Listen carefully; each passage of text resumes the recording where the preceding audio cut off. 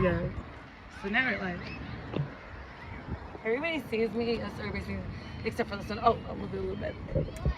Hey guys, what's up? It's Nanners559 and I'm here with... Nickolas Wildstar. So, if you guys didn't know, we're going to ask a few questions and do a really quick interview so that way you guys can get an insight of who Nickolas Wildstar is. So, I'm hopping off because the question and the focus is on Nickolas Wildstar, and so stay tuned. You guys are ready. This should be fun. Yes, Hopefully I don't bore you guys too much. Okay, first question. What made you run for city council? Well, believe it or not, I've actually ran for office 6 times. This would be my 6th time running for office. First time I ran for office was in 2014 when I ran for governor of California. Then I ran again in 2018 for governor as well when I was endorsed by the Libertarian Party of California. And most recently I ran for governor in the recall election. And during that time I had also lived in Fullerton where I ran for city council. And these guys, gotta love the souped up cars.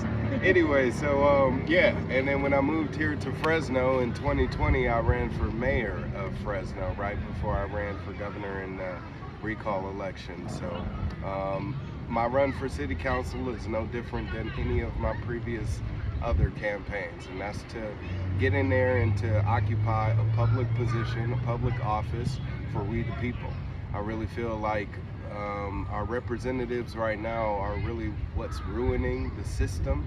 You know, as much as we want to blame the system, it's the lawmakers that are creating the parameters of that system that are really affecting our lives. So I feel like, hey, I started out as an Occupy Wall Street protester, you know, and I was one of the Occupy government protesters as well, or advocates. And here I am still, you know, pushing that, advocating for that Occupy government right now. So I'm doing my best, as I said, get in there. I feel like the failed leadership, you know, instead of just talking about how bad they are, get in there and show you can do better, you know. Don't talk about it, be about it. So for those that are rarely tuning in, can we let them know what are you running for as far as position? Right now I'm running for city council, Fresno City Council. So look me up. I'm running for Fresno City Council right here in District 3. So that's the southwest region of Fresno. That would include the Tower District, Chinatown, downtown area, the central area, as well as around here, the Clinton, northwest Clinton area. So excuse the noise in the background. You know, the only way to truly be is to be, you know, I like the fact that Nickolas Wildstar is out here in the community. So we are at a park doing this interview because we're showing you that it's not just somebody in an office that's sitting in a suit and tie, but it's somebody who's out here in the community who attends these parks, who goes to these events that are out here in Fresno, California, who's involved in the community, who's advocating. So again, you know, if you hear noise in the background, I do apologize. However, this is what the real world is. Right, this isn't some fancy news studio. You know, this is independent media, raw journalism. Yes. So I truly appreciate the opportunity that you're giving me. But yeah, we're right here in Sing Park. Like I was telling Nanners, I actually live right down the street. So my wife and I, my family, we bring our son here and we play in the playground. We come out here, have barbecues and stuff like that. We come out here and enjoy the fireworks during 4th of July and all of that. So we're very involved here. Appreciate that. So what are some issues that matter to you most within your district? I really feel like the people that I've spoken with going door to door have expressed the main concerns that the majority of people in town have also expressed to me, and that's of, reduction in violence, of course, when it comes to really just minor crimes like the street driving, Yeah. all of that stuff. We don't want people ripping and running down residential streets when we have small children out there playing in the streets. I mean, my family and I, we go jogging in our neighborhoods, and we don't want somebody drag racing down our neighborhood. So the street racing definitely has to be reduced, and I think there's multiple ways that we can do that. If we could increase the amount of patrolling that's happening in the residential areas, that would hopefully reduce the amount of, people driving through, high Right. traffic, and definitely get some speed bump installations. It's missing around some of the schools as well, and as I said, in some of the neighborhoods, that's been one of the desires of the communities, residents of the community. But in reducing the violence as well, we want to make sure that more people in the community are involved. So I want to provide more resources to the neighborhood watch groups. Actually, have them have an opportunity to provide like a resource line, another number that people can call when there is a non-emergency and they need to speak with someone, because I've heard and experienced myself in calling the non-emergency line and in 911 that there isn't much assistance there. So we want to make sure that people are able to speak with someone when they call those numbers, most importantly, of course, and that also that their concerns are being responded to in a timely manner, especially if they're filing a police report. They need assistance through that process, and unfortunately, dispatch communicators right now aren't really that helpful. Right. I agree. But yeah, homelessness is another issue as well. Did you want me to continue, I guess? Let's go. We're on a roll. The other thing, before we get into homelessness, what are some issues that you feel that need to be addressed in Fresno as a whole, aside from just your district?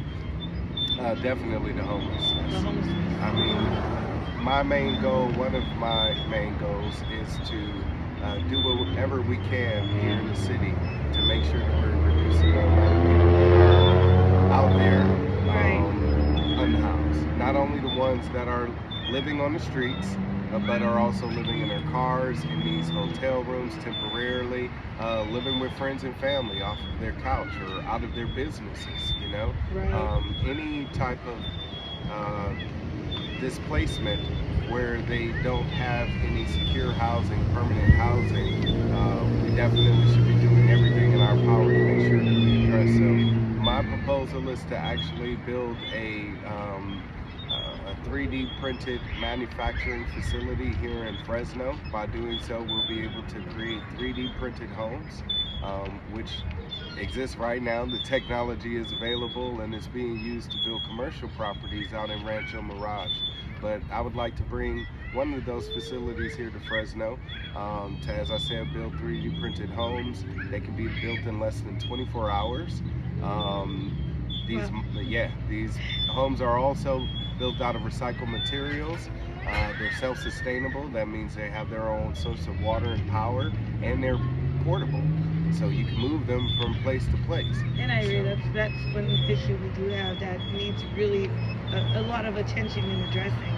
Yes, So, absolutely. And I think if we can invest into doing so, as a community, instead of wasting the millions of dollars that we are on temporary housing, we can invest into creating one of those facilities here in Fresno that'll create jobs for people in the city as well.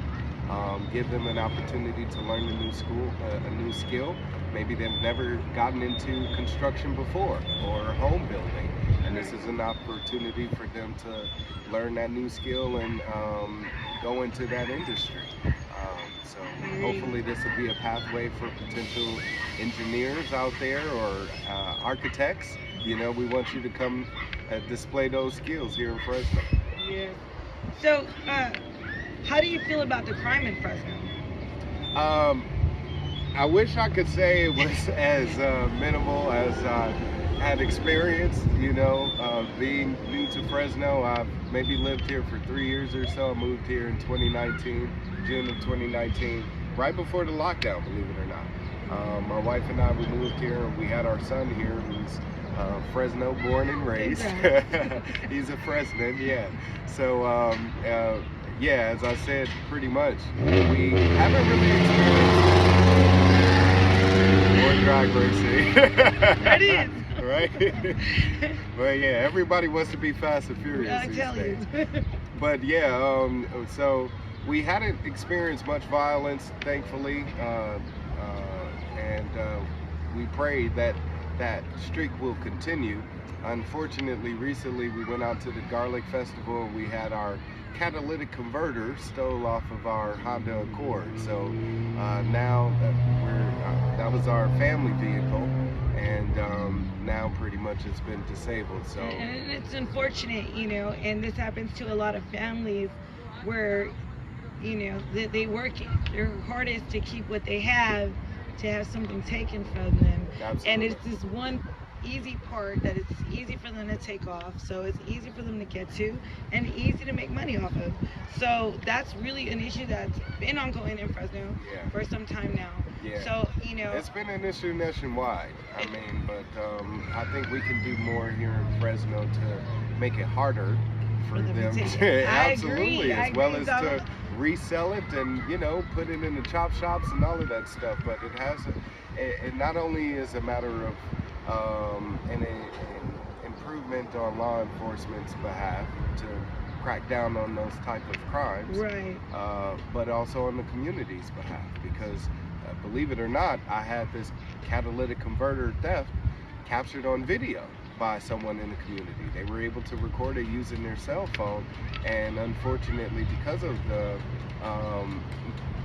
lack of cooperation with law enforcement and not taking that type of theft as seriously as they should, it hasn't been investigated. They didn't come out to take any testimony. They didn't get a description of the suspects, even though they have it on video. Right. They didn't take a look at the video to see if maybe they could get the vehicle description. That brings me to the next question, and I'm not to cut you off. No. But that does bring me to the next. I wanted to hear your insight of how you feel about how the police department handles these situations, because people, you have been a victim of crime.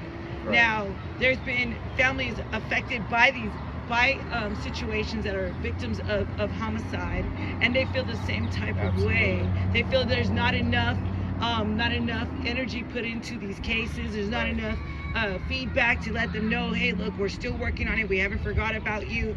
It's just like, oh, here's another case. Let's push it in the back. Even though I've been told personally, we don't push cases to the back. But let's be real. Every time there's a new homicide or every time there's another crime, those cases keep getting pushed along towards the back. Absolutely. And they get left and forgotten. And even though they say they're not, they are, because the victims have not been contacted to state, hey, we're just letting you know that we don't have an update, but we're still, as far as anything did change, but we're still working on it. There's no connection. So do you feel like we could do better? Do you think we could bring outsiders in or hire more, or what do you think would work in that area to kind of shed light and at least attempt to try to make a difference to bring to the people? Right, absolutely. Well, bringing in the community first and foremost, like you said, and especially when they're being discounted and discredited, pushed off to the side. No, we need to be bringing in people of the community. So that's why I am promoting expansion of our Citizens Police Academy to actually employ people like the ladies that recorded the theft of my catalytic converter. There's more people out there in the community that would love to get involved, but give them an opportunity to make a profession out of it. Don't let something like a criminal history prevent them from being able to be employed, especially when it comes to a communal position such as that, where we need that help. I would say, if anything, get some of these gang members off of the streets and give them an opportunity to actually learn how to get involved in law enforcement. that's actually a career path Yes. and an opportunity for them, you know. And a lot of the gang members that I've spoken with, they say they want to protect their community. You know, they want to be able to provide for their community. So what's a way that you can do that? You know, a great way is a job. You know, and if we're partnering them with law enforcement where they have skills and training that's valuable to the community that we could benefit from, like how to protect ourselves, no matter who you are, Right. you know, male, female, you know, rich, poor, whatever the case may be, wherever you live, you want to be able to protect yourself. So if we're spending that money on training our law enforcers, what better way for the law enforcers to then turn around and create a better relationship with people in the community by then in turn training them with what they've learned. So if anything, I would like to see more development of programs like that where officers are providing weapons training also to handgun owners in the city, you know, or weapons owner period in the city. While people may fear that, who would you rather be fearful of? A criminal with a gun or a safe, sane, peaceful pedestrian? You know, someone who's out there to protect you, you know, and they're working in partnership with law enforcement. Yeah, and what I've come to find in anybody, if you just do your own research, lots of the cities and states that are constitutional carry, where it's not against people being able to be in possession of a weapon, the environment is much safer. I know there are always incidents where there's community violence. You know, we don't want to point fingers and say, look, it's happening here still, but that's what I'm saying. Criminals will always be criminals. So we, if anything, should look at what's the root cause of that. And if it's stemming from poverty, them not being able to have enough money to, you know, put food on their table or keep a roof over their head, then we got to do more as a community to solve that issue, to alleviate the amount of people that are then going into crime because of it. Right, and you bring up such a great validated point, because I worked for rehabilitation, CNDC, or rehabilitation centers for a long time, and then to mental health homeless addicts, and then I went to work, now I work with group home for youth. All right. So, with that being said, it's the same thing that I've seen repeatedly, and again, this goes back to a validated point you said, is in order to rehabilitate an ex-inmate, as we call parolees, probation, resident, client, however you want to say it in the term, but we need to give them more opportunities. I'm a huge advocate for them because I've worked alongside of them, and helping them get a job is not easy. Yes. The minute they mark that box that says I am a felon, it's boom, automatic decline. Now they just say, have you been committed of a crime? You know, they want to know misdemeanors and everything else, and I even now have to check off that box. You know, so I've experienced that discrimination myself, and I don't think anybody should have to, which is why, again, if we create more opportunities in the community for people that I guess may be deemed unemployable for whatever reason, to have an opportunity to you know, earn a living for themselves, then now that'll alleviate those type of instances. Right, and that's huge. It's really huge, you know, even, and it stems from the youth, because like I said, working with the youth has taught me a lot as well, that we don't have enough resources for them to interact with each other but still stay out of trouble. You know, we don't have enough programs. We have a Boys and Girls Club who's majority of the time they're not open, or if they're open, there's minimal things for them to do in there. They're not really, they want other options, not just a basketball gym, not just, you know, homework help. They want other resources, and a lot of times I find the way I work with these kids is through music. And that's how, you know, I end up stepping up to this game to advocate, to work for, you know, work and help, you know, such as yourself, to get you in seat, because I do believe that you have a bright future, not just for yourself, but for the people.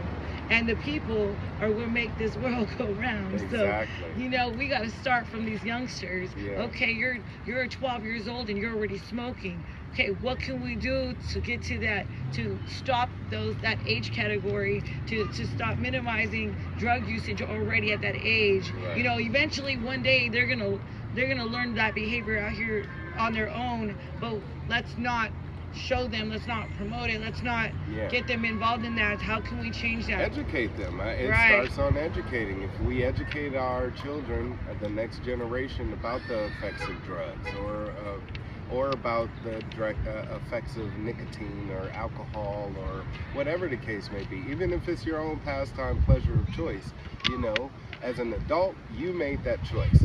It shouldn't come with influence. You know, Right. I feel like if our children are educated, then they'll have the opportunity to exercise some independence once they become of age, to then make that choice for themselves. But if they know what they're getting into, you know, and the risks involved, then maybe that'll limit the amount of people that are actually doing it, you know, whether it be drug use, gang activity, or whatever the case may be. Right. You Because know? I do know some active gang members who want to make change and mentor youth, and even though they understand the gang politics that they cannot get out, they want to teach them to do better than where they're at. Exactly. You know, and so I know quite a few of these. Oh yeah, all gamers. the OGs, they don't want the next young No, generation they in the don't. game, and And they try to educate them as much as possible, just on Right. experience.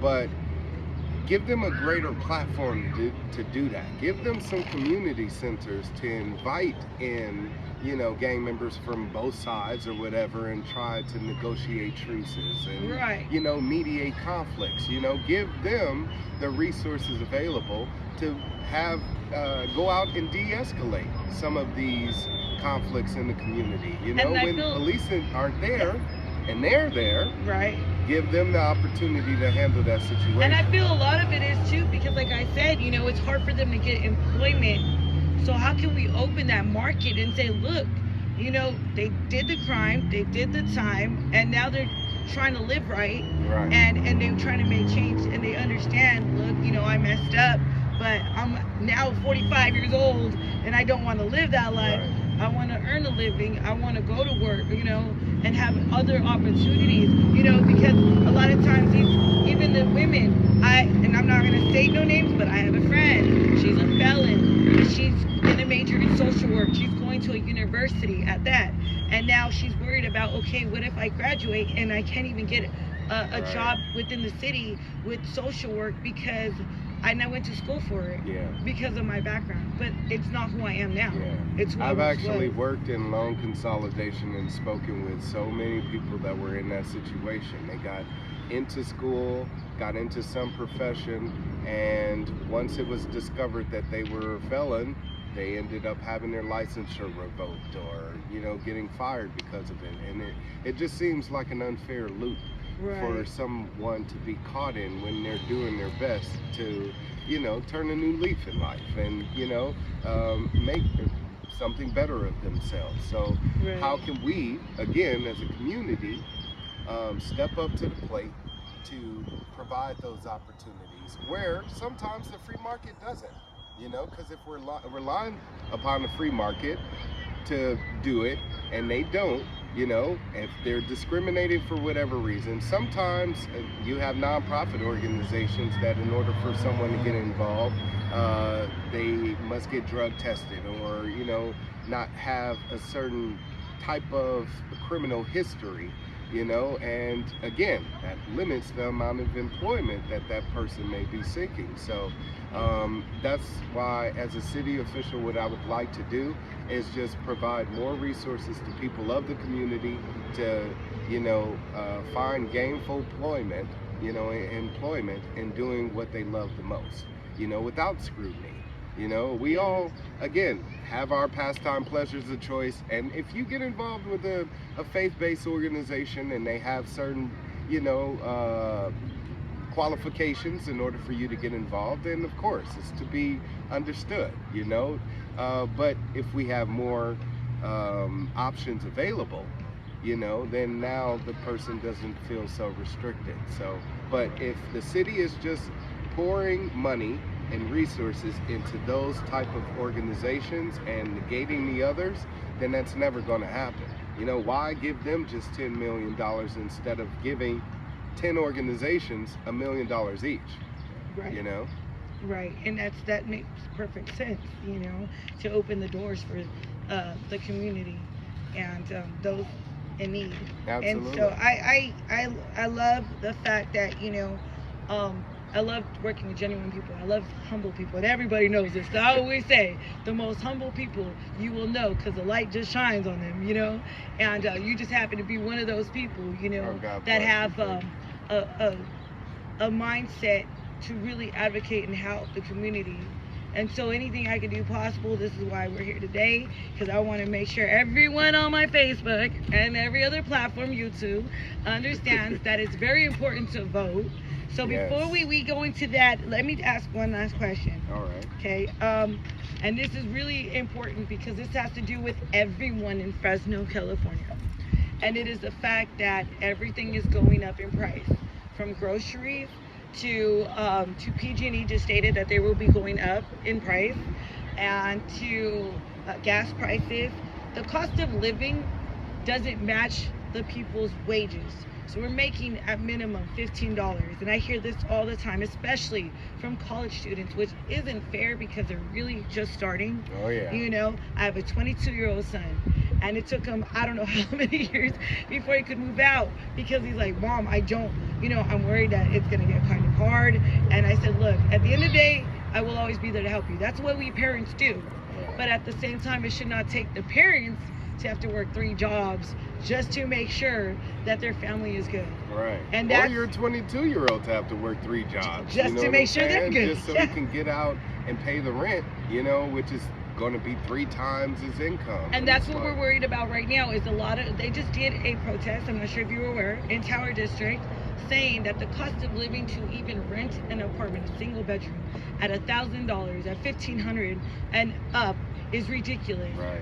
You know, to let alone you want people to buy houses out here, and how are they going to do that? Exactly. And they're using taxpayers' money to build those homes. So just so you guys know, what the city is planning right now with Mayor Dyer's housing plan, I believe it's called the One Fresno Housing Plan, but it's to use $300 million of our tax dollars, okay, to build homes, about nearly 4,000, 5,000 homes here in Fresno, which still will fall incredibly short of the housing needs, but then also to provide loans for people to then buy those homes. So your tax dollar is going to be used to provide loans to buy homes that was used building your tax dollars. It makes no sense when people can barely afford to pay rent as is. Exactly. You know, so if anything, government needs to stop being involved in an area in community that it doesn't belong, and that is, you know, residential production. I would say if we got out of it, right now we have a handful of developers right now that are pretty much cornering the housing market. If you have more housing developers, you know, creating more affordable home options, then of course that's going to reduce the amount of cost for someone to build a home and or rent. And that's another issue, is that with rent increasing, if people are unable to afford that, that adds to our homelessness situation. So we want to make sure that we're providing more preventative type of solutions, you know what I'm saying, especially when it comes to our representatives and city officials. So if they aren't talking about ways to reduce the amount of I guess out-of-pocket costs, like you were saying, the cost of living here is incredible.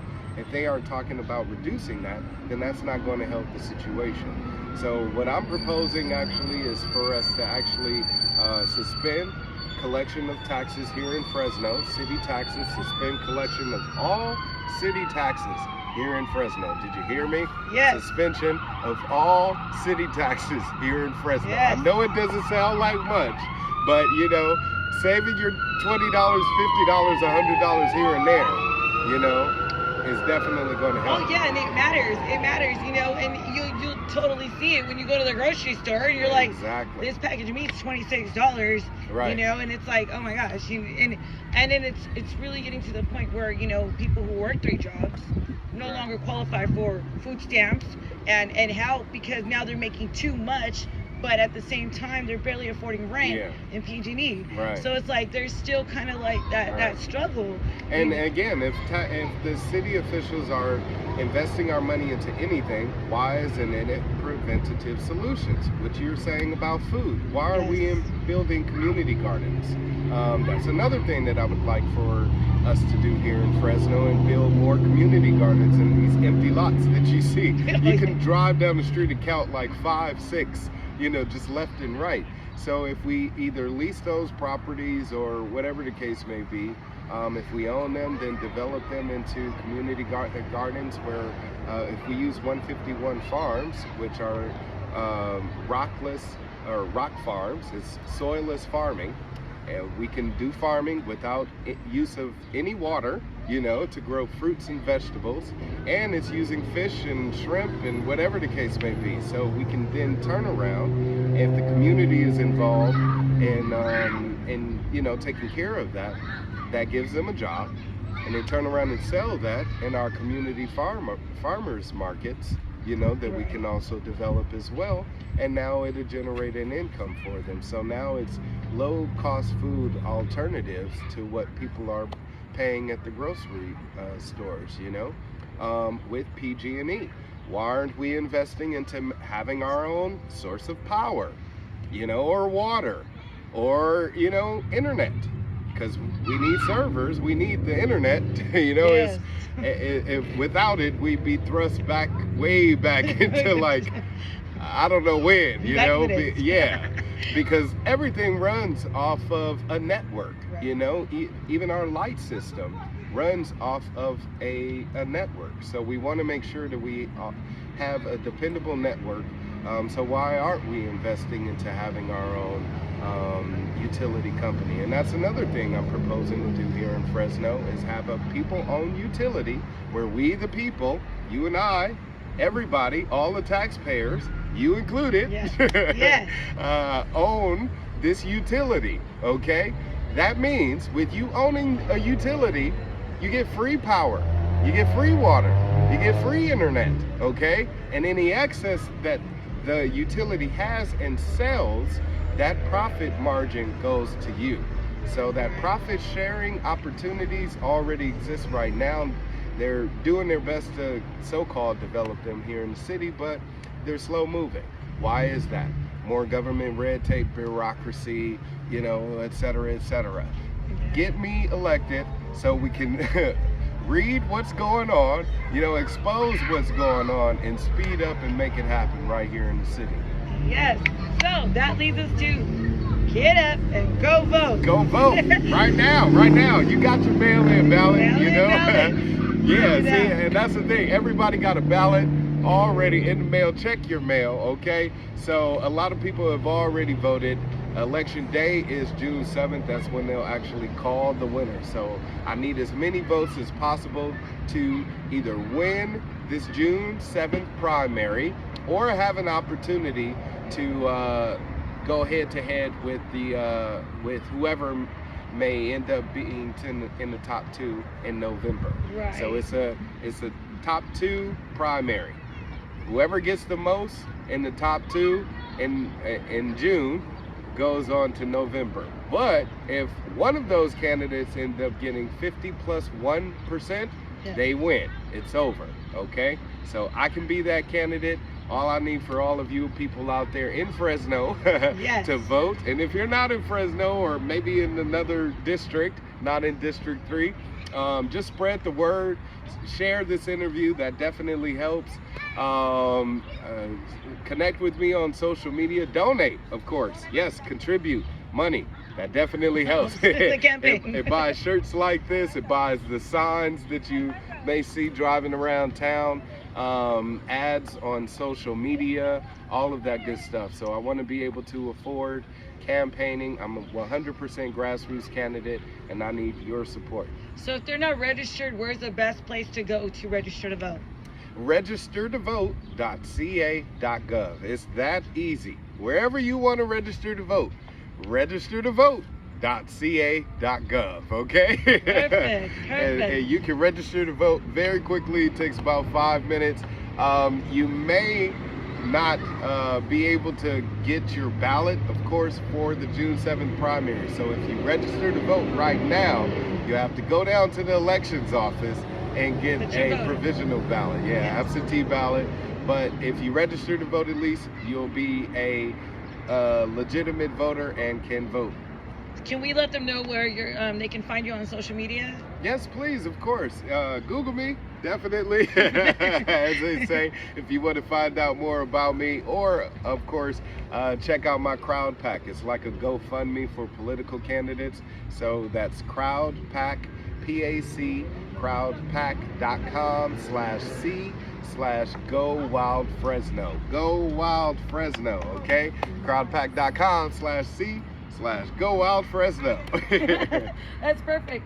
So that concludes the interview, like I said, and definitely wanted to just show my face again really quick before we close out, because I definitely wanted you guys to see that when we're active out here, I'm not just in music. I'm out here supporting those who are trying to make change in our community. This is huge because, see, as I have my daughter out here as well, you know, we're trying to address that and make something, you know, better for their future. So it starts with you guys. So definitely make sure you guys put your votes in. Again, I will put his information on my page. You guys can find him through myself. And if you have any questions, you can feel free to message him, or I can forward them to him if you want me to. And let's definitely make sure you guys vote. Yes, please. Vote. Wildstar. Remember that. Wildstar. Vote Wildstar. Yes. Wildstar. There we go. Right there. Wildstar. Thank you guys for tuning in. Much love to you guys.